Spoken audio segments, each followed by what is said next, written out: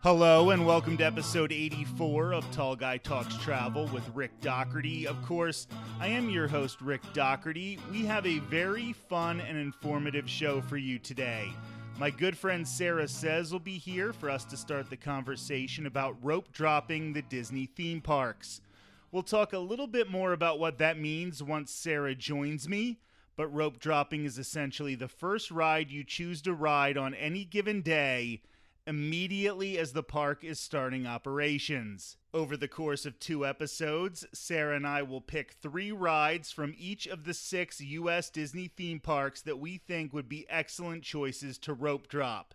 Today, we'll be dealing with Disneyland Park and Disney's California Adventure on the West Coast, and we'll tackle the Magic Kingdom at Walt Disney World. We'll wrap up the conversation in a few weeks with Epcot, Disney's Hollywood Studios, and Disney's Animal Kingdom in a future episode. We will not, however, finish that talk next week, which would be our normal mode of operation. That's because if everything goes as planned, Marissa from Chicago will be joining me next week to go over some of the biggest and most exciting announcements from the D23 Expo happening this weekend in Anaheim, California. In past years, D23 is where the company announced major additions to the theme parks like Star Wars Galaxy's Edge and Avengers Campus. In 2022, we're hoping to get an opening date for the Tron Light Cycle Run coming to Tomorrowland in Magic Kingdom.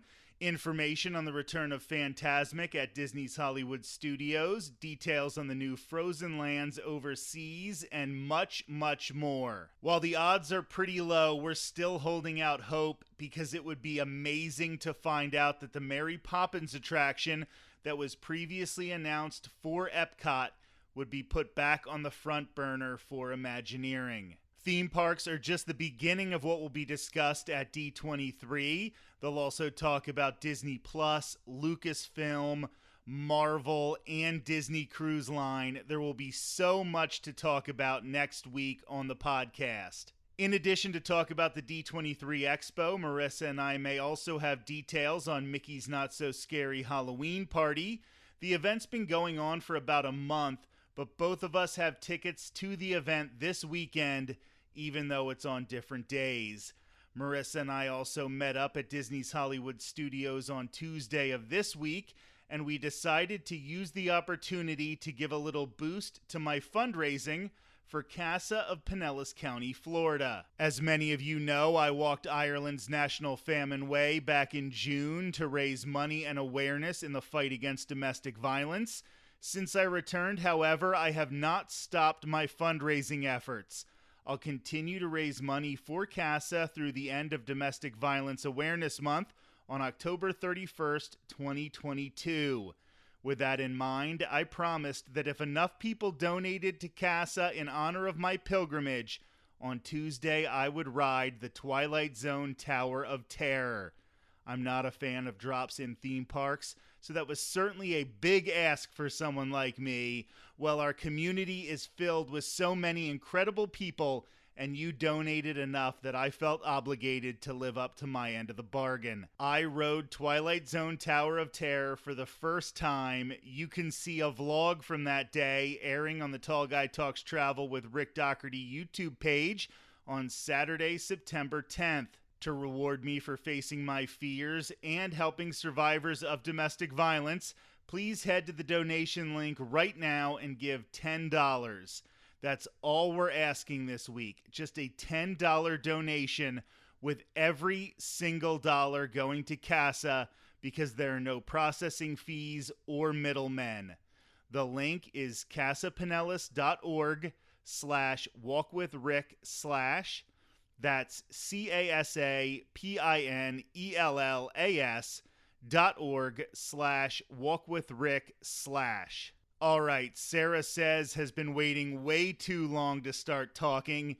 After a few weeks, it's great to have you back on the show, Sarah. I'm so excited to be back recording. It actually has been a while since we've had you on a whole episode like this, so I'm really, really excited to have you back. I know all of your fans are excited to have you back in long form as well. So today what we're going to discuss is rope dropping at the U.S. Disney parks. If you're not familiar with the term rope dropping, basically it's when you get there a little bit before, or sometimes a lot before, the theme park opens for the day, and you are basically slowly moved back into the park before you can go to your first ride of the day.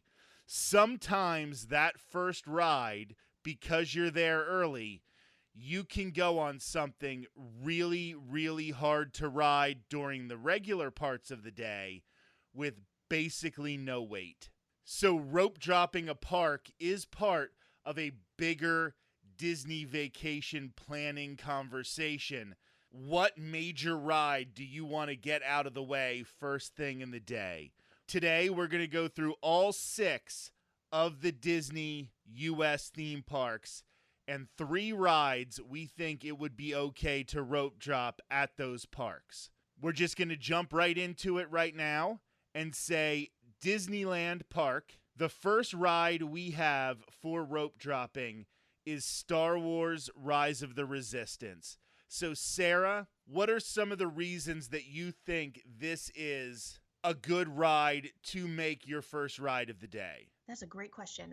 There are many reasons why I would want to make this my first ride of the day. I think one of the biggest ones for me personally is it is probably one of the best rides in the park, if not the best ride in Disneyland Park. Absolutely. So a ton of people are going to be trying to rope drop this, but there are a bunch of things you do have to consider. Like, for one, this is an individual lightning lane ride. So people are paying individually for the Fast Pass to ride this ride. Well, if you don't want to do that, one of the ways that you can avoid that and still not have to wait for a long time is to do it very, very first thing. Get in that line. Not a lot of people have a Fast Pass or a lightning lane, as they're called now, to do it first thing in the day. So if you get there, you make this your first ride, you can get in that line and do it pretty quickly. Just a tip, and as most of you remember, I had just ridden this ride for the first time around this time of year. It's been a little over a year since I got to ride this. There in Disneyland, for those of you in Disney World, there are 2 entrances to get into. 3, excuse me. Rick is telling me there are 3. So when you go, make sure that if you want to get there fast, that you pick the quickest entrance, and it may not be what you think. That is actually a really, really good tip. And a lot of times when you are rope dropping an attraction, to avoid having like mad rushes all over the park, the cast members will actually lead you back to that ride. So just be open with the cast members. You're not fooling anyone. You're not going to trick anyone. Just say, hey, we want to rope drop Rise of the Resistance. And they'll say, go over here. We'll get you in the order that you get there. They're trying to avoid having people running through the park to get to these rides, which is totally what would happen if they didn't handle it the right way. Totally. Another reason that I would pick Star Wars Rise of the Resistance, and we'll get into this a little more when we go to Hollywood Studios over at Walt Disney World, the ride breaks down a lot. So if this is a must ride for you on your Disneyland day, make sure you do it first thing, because it can break down at any point during the day and be down for the rest of the day.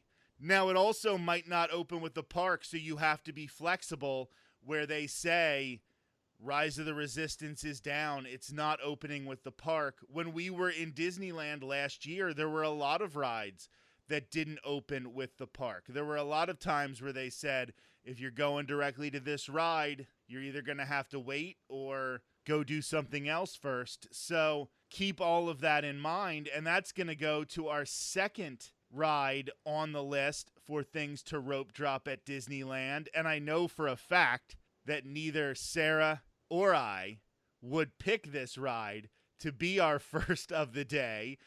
But if you want to ride it, you might want to make it your first ride of the day, because that line gets long really, really fast.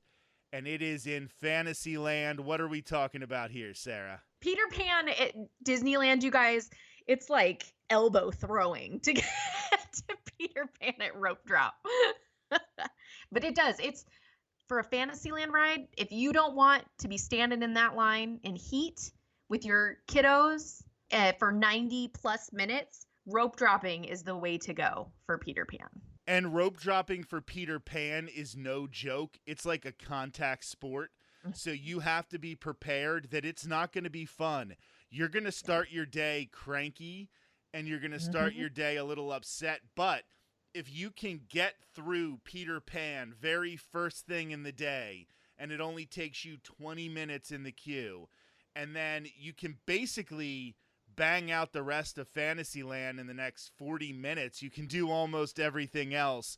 So even though this isn't something I would do on my vacation because Peter Pan isn't that important to me, if you have kids, if this is that iconic vacation where you have to do all of the iconic rides and you might not ever go to Disneyland ever again and you have to do Peter Pan, this is when you want to do it. But a ride that I definitely would rope drop, because we did rope drop it a couple times when we were there in August of last year, and that is Indiana Jones Adventure. You can get on this with basically no wait if you rush there first. Oh, totally. And it takes like the most amount of time when you rope drop it is the walk to get there from Main Street and then walk through the line. Because that, as those of you who have ridden it before know, it is a trek to get from when you first enter the temple into when you get on the ride. You're going up and down stairs and ramps and weaving, and it takes quite a while just to walk through the line with no line. So to be able to do that and keep moving is amazing. And one of the reasons I like rope dropping is because it really gives you that sense that you've accomplished something really early in the morning, because not only do you get on that first ride really quickly, a ride that usually has a long, long wait, but then you can usually just hop over to something else that during the day has a moderate to kind of long wait and get that out of the way quickly as well. And right by Indiana Jones Adventure, you have Jungle Cruise and Pirates of the Caribbean. They don't have lines as long as Indiana Jones for most of the day. However, getting Indiana Jones and Pirates done in the first hour of your day will make you feel like you've accomplished something. Getting Indiana Jones done and then doing something iconic like Jungle Cruise, when your Jungle Cruise skipper is still super excited and bright and chipper for the day, that's your first hour of your day, and you've done two of the best rides in the entire theme park. That's a big deal. Yeah, and if you think about it right now, I just opened the app just because I'm curious. It is 10:55 a.m. at Disneyland right now as we're recording this.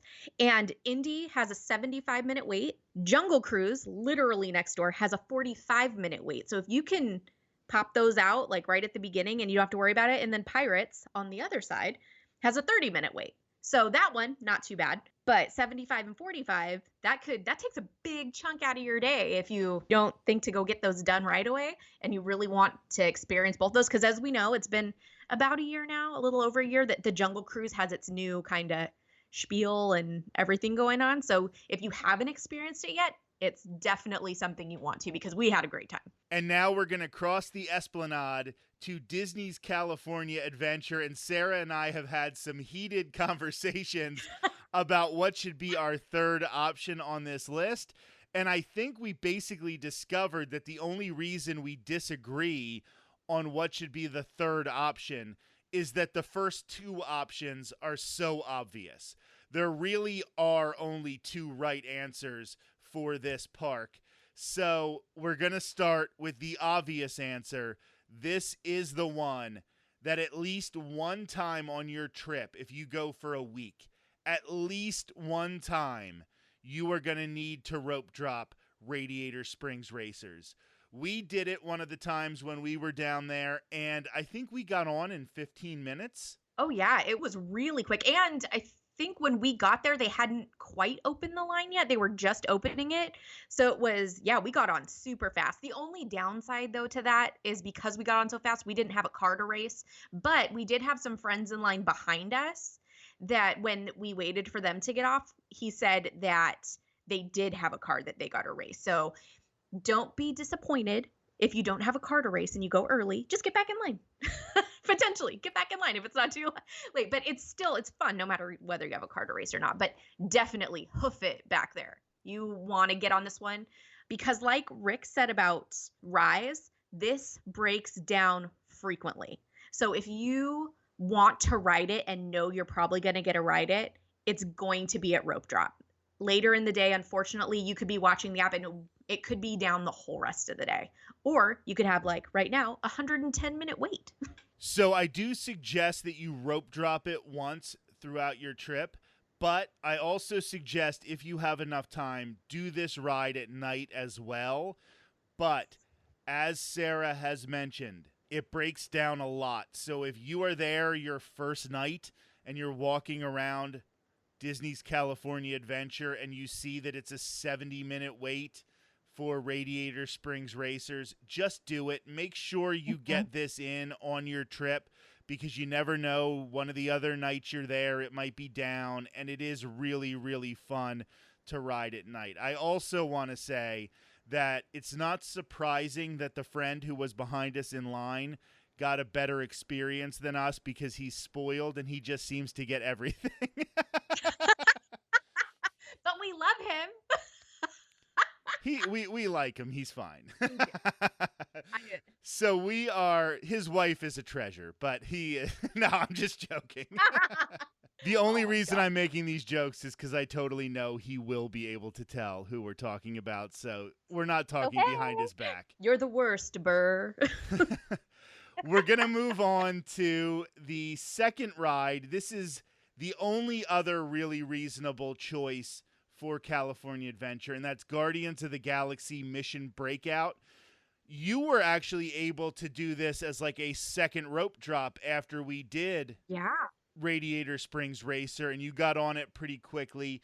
This is a nice way. This is almost like your cup of coffee to start the day. It wakes you up a little bit. It is. It really is. And yeah, it's one thing. Radiator Springs Racers is literally in the furthest part of the park. So just going back there, that's another reason to rope drop it. But Guardians, I love Guardians. And when you get over there and if you can get right on, amazing. I do, however, recommend that even if you do rope drop it, go again when you may have a wait because there are so many cool things hidden in the line that if you rope drop it and you're going fast, you may miss it because as we found out, because Rick didn't ride it with us, but he did walk the line with us because you can do that. If you don't want to ride it, you can still walk the line and then they'll just let you out before getting on the elevator. But there are so many cool hidden things. And inside the collector's room where you're waiting that used to be the lobby of Tower of Terror, there are a lot of cool things to look at. So definitely rope drop it because you want to get on it and you want to get your what's the word? What is the word? The thing inside of you that like pumps you up. Endorphins? Sure, we'll go with endorphins. Yeah, your endorphins. Get your endorphins going for the day so you're ready. And then you can sneak out when you're done and get a twofer and go over to Web Slingers because it's literally across the path, like down the path a little bit. And Walt Disney World fans, you're going to want to see the queue for Guardians of the Galaxy Mission Breakout because there is a hidden Figment animatronic at some point throughout the queue for Mission Breakout, and we all love Figment, of course. So yes, we do. We were in a tough situation picking a third ride, so we kind of cheated, and we have a tie between Toy Story Midway Mania and Web Slingers. Web Slingers has had long lines at times. What is it looking like now, Sarah? Let's have a look-see. It is currently 11:02 a.m. And Web Slingers, there it is it is temporarily closed. So it is another ride that could temporarily close on you. So right now, there is no wait because the ride is not running. And I do want to say to people that we record these in advance and I take out any mistakes that Sarah might have made. I don't make mistakes, but so if you're doing the time and you're like, that doesn't make sense. The last one was at 10 whatever and this one's at 11:02. It's just Yes, yeah. Just you don't like cheat. Disney parks, dispel the rules of the real world for a moment. Anyway, Toy Story Midway Mania might be a good one to rope drop as well because it does sometimes get a really long line. You have to go all the way back into the park to do this one. And if you've already ridden Radiator Springs a few times, maybe you've done Avengers Campus already, just head back to Pixar Pier. Get on Midway Mania. You can get a 2 for Midway Mania and then go do Incredicoaster or something like that and stay away from all the hecticness that is the left side of the park at the beginning of the day.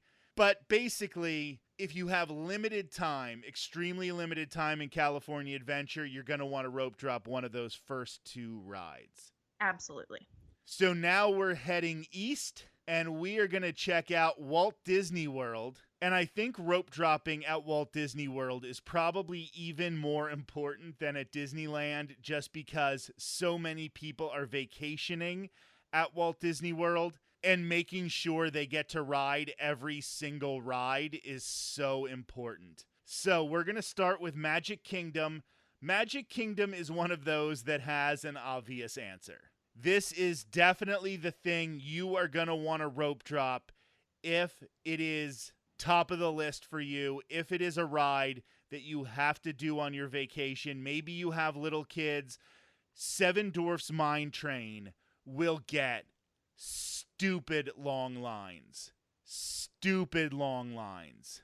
I'm going to check what it is right now. It's temporarily closed right now, but I can tell you when we started recording, I was checking and it was 115 minutes for Seven Dwarfs Mine Train.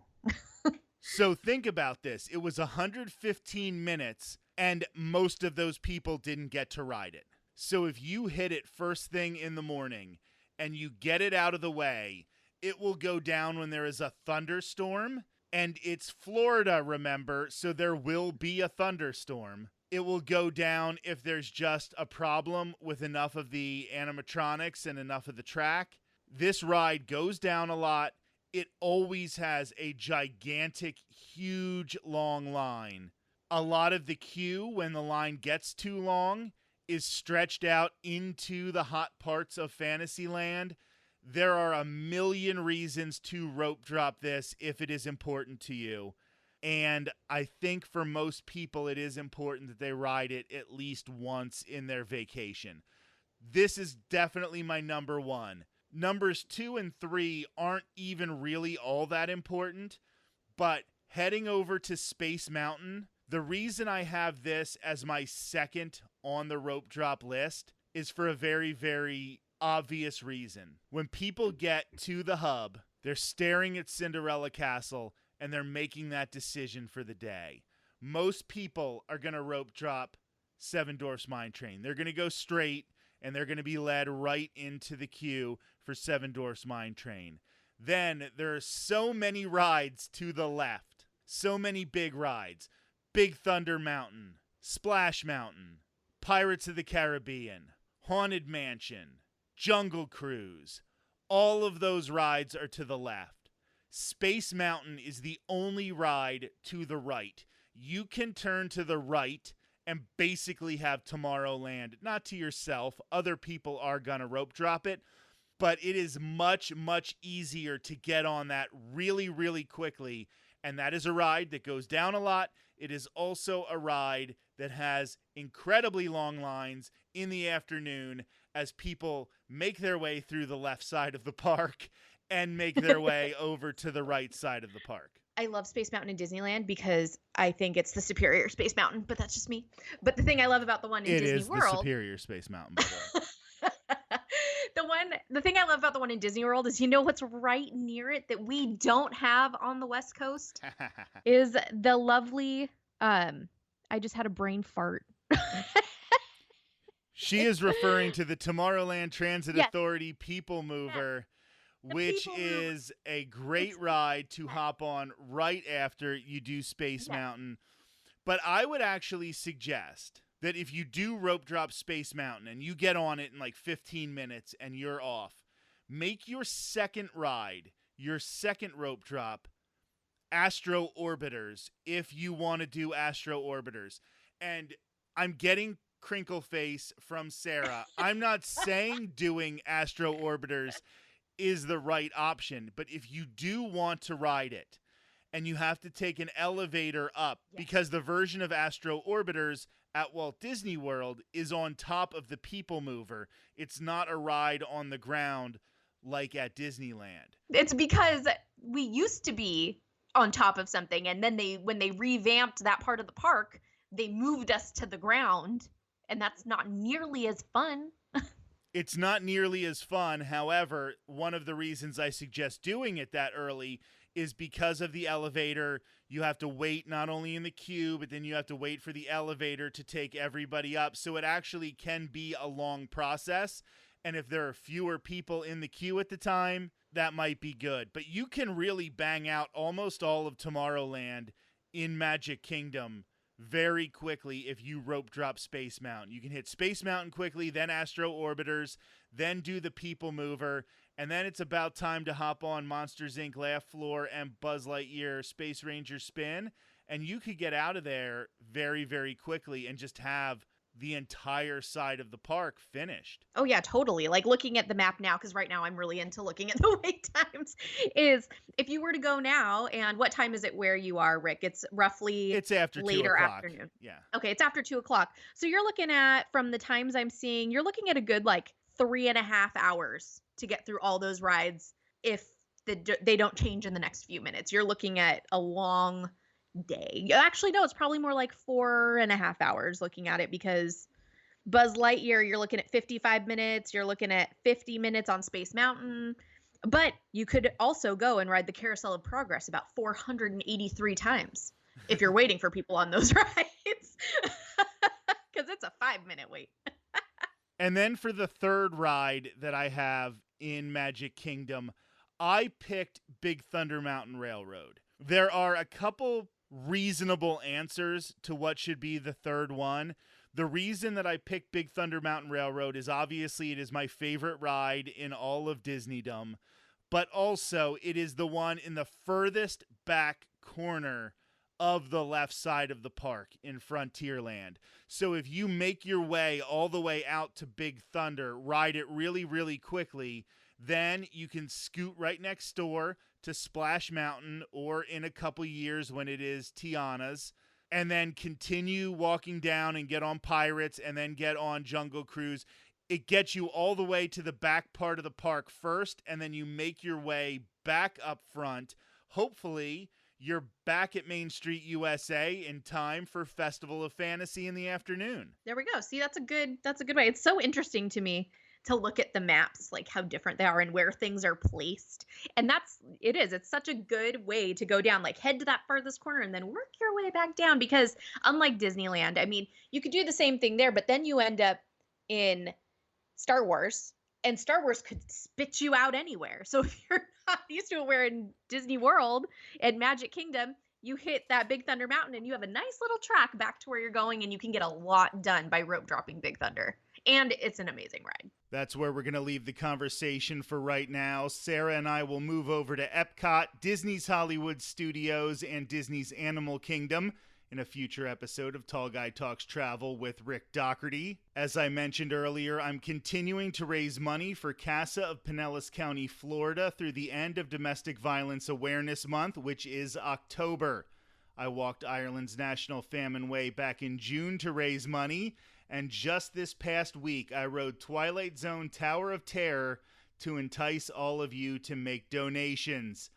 I grew up in an abusive household, and I always promised myself that when I was an adult, I would do everything in my power to help women and children escape similar situations. Please consider donating $10 to CASA today at casapinellas.org/walkwithrick/ That's CASAPINELLAS.org/walkwithrick/.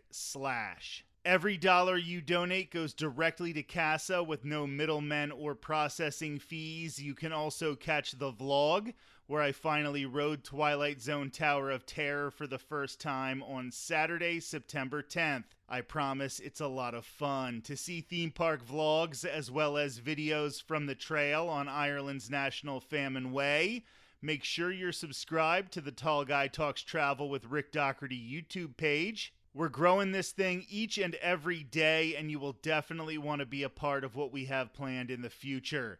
Join us next Thursday for episode 85 of Tall Guy Talks Travel with Rick Doherty. Marissa from Chicago and I will be talking about some of the most exciting announcements from this weekend's D23 Expo in Anaheim, California. There's no doubt that the two of us will have some pretty strong opinions about whatever it is to come out of the Anaheim Convention Center. Until then, have a great week.